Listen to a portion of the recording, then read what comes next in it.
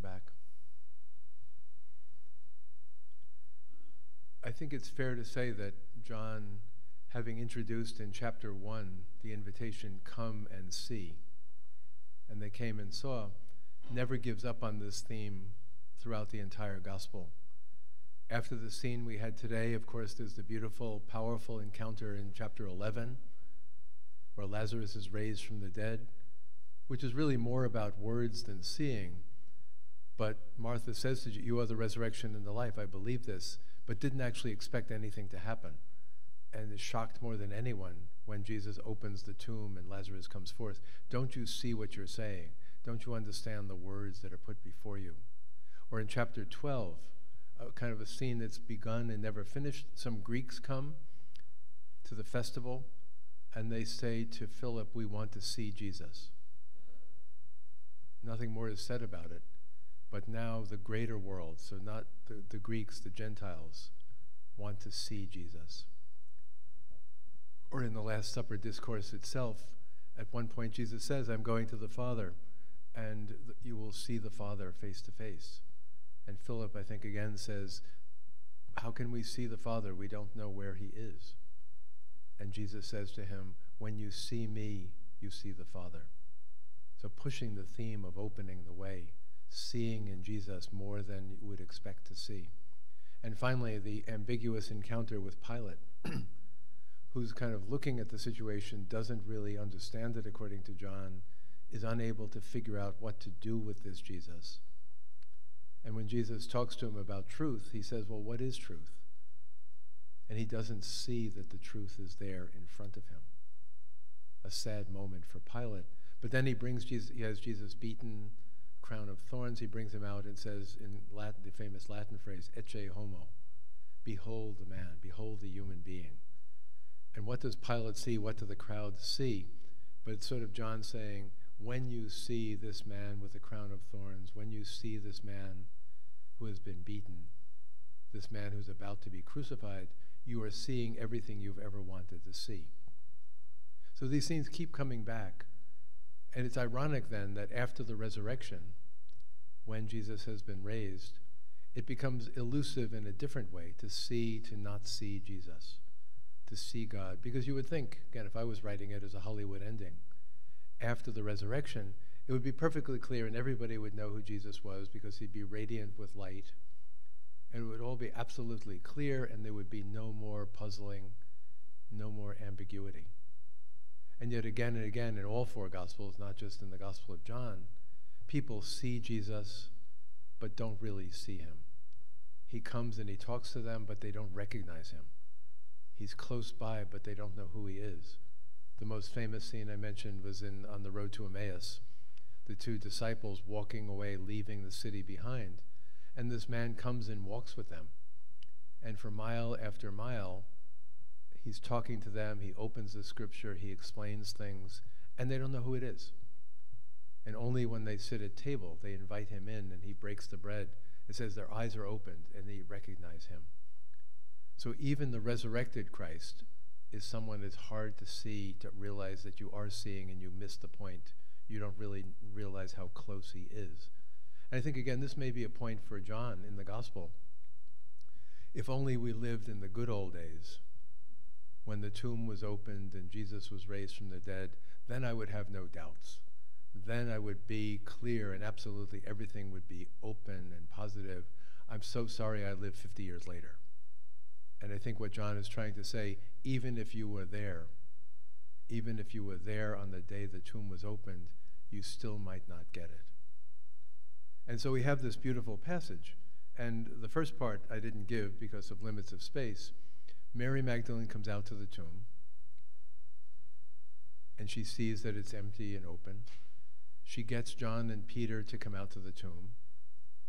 They look in, and they all agree the tomb is empty. They don't know what to make of this, but they learn, in a sense, to see by not seeing what they expected, which can in itself be a whole wonderful bit of wisdom. You look for something, when you don't find what you're looking for, maybe that's the point. You expect God to be like this, and God is not. Surprisingly, God is coming to you in some other way, and the door is opened.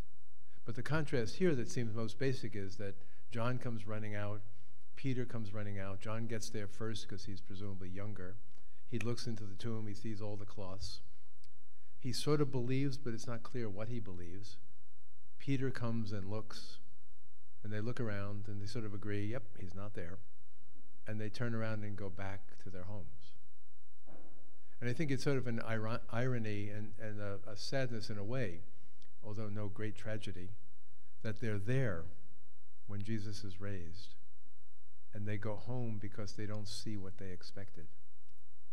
And so it's Mary Magdalene who stays, Mary Magdalene who has this deeper experience that opens her eyes.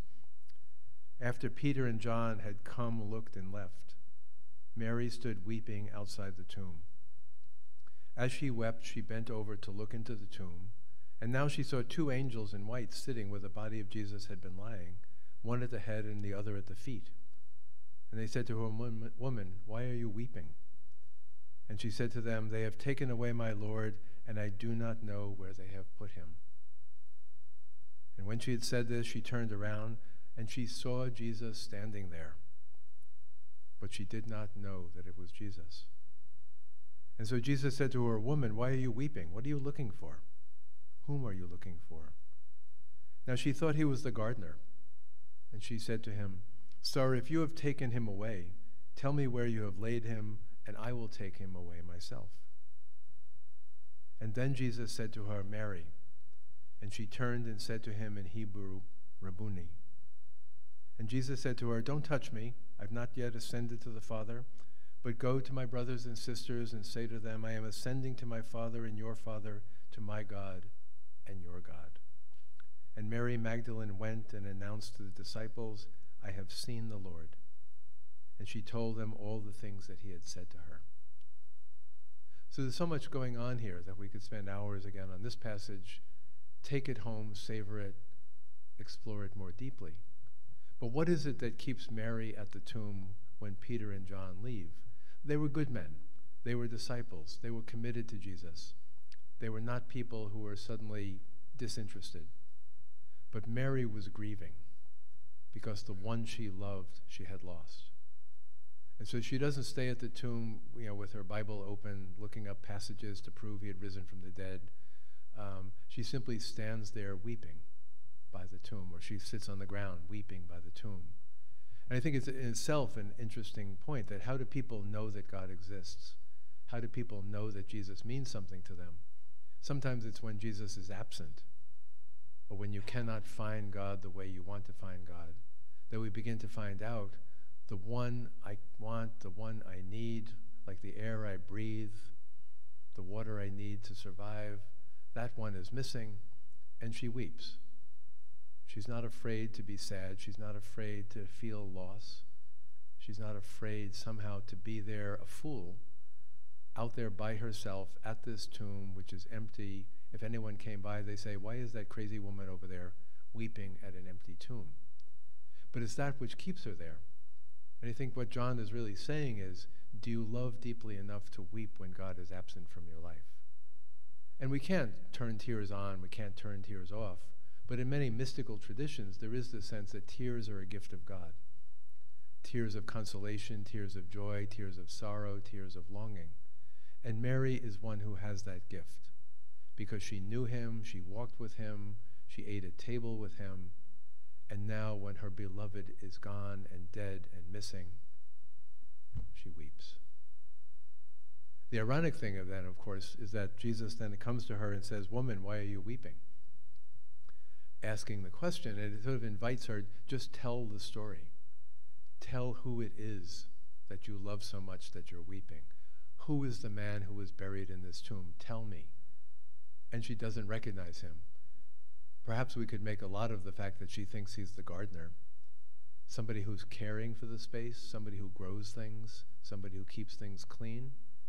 So she knows there's a real person standing next to her. He's not like a float. He's not floating like an angel. Doesn't have wings or anything like that. It looks like an ordinary guy, probably in old clothes, standing there, not like brighter than the sun with a halo around his head.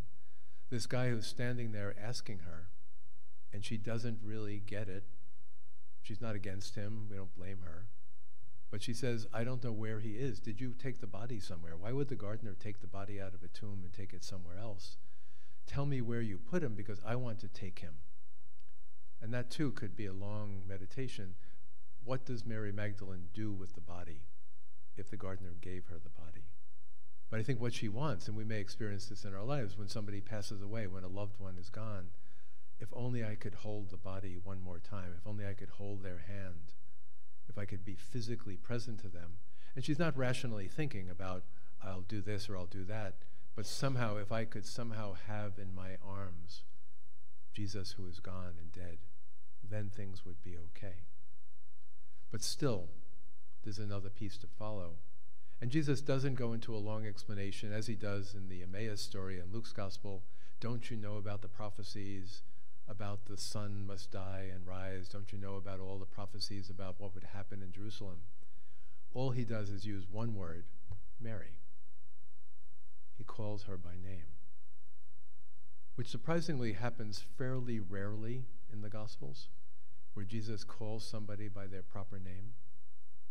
But I think it's a sign of the intimacy of this gospel and the intimacy of this scene, that Mary, who is weeping there, she immediately knows who it is when he calls her by name. And that in itself is an invitation. Has God ever called you or me by name? Is our relationship close enough that we're not kind of in awe or distant or worshiping or promising to do great things for the Lord, but rather we, in our condition, weakened, sad, lost, confused, suddenly Jesus calls the name, calls me by name, you by name. Would it be your baptismal name? Would it be some nickname? What would it be? But the ability, again, to be there at the tomb where Mary is, and be there and think of whatever it is we grieve about, whatever it is we've lost in life, and suddenly realize that somebody is calling me by name, and it's Jesus himself. So it sounds like a very mystical thing, and we can't make it happen, and yet the point is that it can happen. This intimate scene, just like Jesus rubbing mud on the eyes of the man who was blind, or taking a drink of water from the woman, calling her by name. And then he goes on to explain that this is not the way things used to be. We cannot simply hold on to me. I'm going to the Father. The story is moving to a new phase. It's not the old days come back. We can't turn the clock back. I'm not going to be the same Jesus you knew before, so don't cling to me. You sat at table with me, you talked to me, you walked on the road with me. I'm not going to do that anymore, because I'm going back to the Father. Therefore, Mary, it's up to you. And as many a commentator has said, Mary in this reading and parallels in the other Gospels is the first evangelist, the first preacher of the gospel.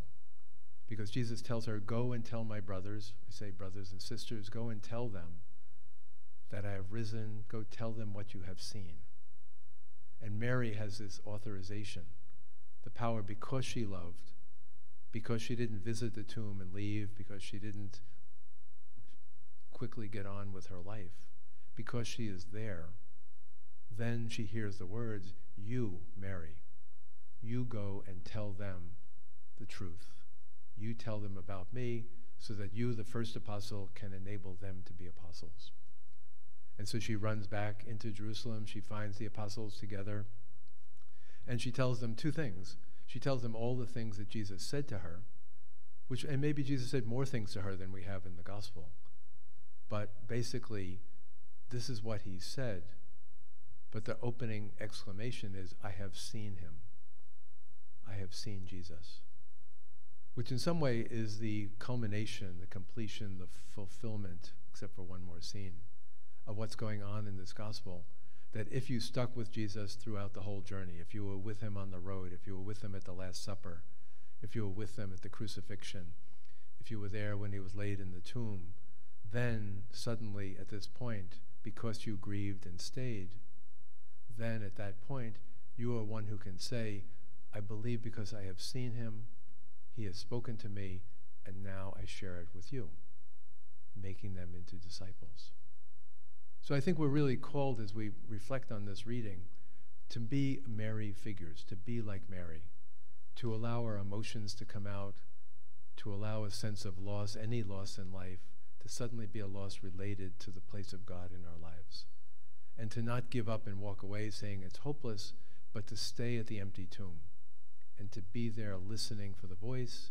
And then again, as in all the passages we've looked at, somebody may come up and talk to you and you think it's just the gardener. It's just somebody who's working here. And suddenly you realize the person who you're talking to is the very one you love. In this person, you're meeting Jesus face to face. As our time runs short, I can't help but adding the sequel, because those of you who know John very well know that in the following scene, we have Thomas the Apostle. And I think by the end of the chapter, John is very concerned about the fact that we, again, not make the mistake of thinking, okay, now I've got it. If only I was there on Easter Sunday, if only I was there as Mary Magdalene, then it would be okay. Then he would call my name. Then I would be the one who was sent on mission. Because the whole point of the Thomas story, he's not there on the first night, and he says, I won't believe unless I can put my finger into the nail holes in his hands and my hand into his side, is that what do you do if you're a person who hasn't seen? And Thomas wants palpably, I want to feel, I want to be so close to Jesus that I can stick my hand in the holes. And the point, of course, of this is what Jesus says, and I give you this passage at the end. Jesus says, here I am. Thomas, what are you looking for? Don't you see that I'm standing in front of you? Here's my hand, here's my side.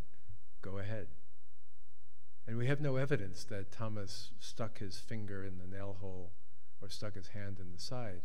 But he does throw himself down on his knees and say, my Lord and my God.